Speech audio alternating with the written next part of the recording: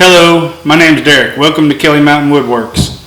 Today we're going to be building a cutting board out of this cherry, walnut, and Purpleheart. This is going to be a gift for my great aunt that lives down in Shreveport, Louisiana. She does not know that she is going to be receiving a cutting board. So it's going to be a surprise to her, and the person who is actually buying it for her gave me full creative liberty. Said do whatever you want to, go to town.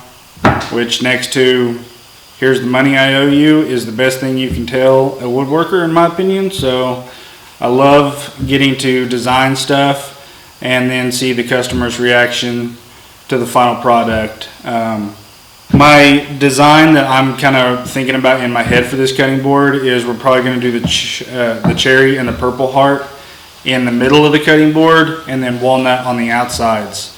We're gonna go for more of a simple, elegant design on this one. I'm not gonna do a huge epoxy inlay in the middle of it or anything. We're gonna do we're still gonna personalize it with the last name. Probably use some gold epoxy,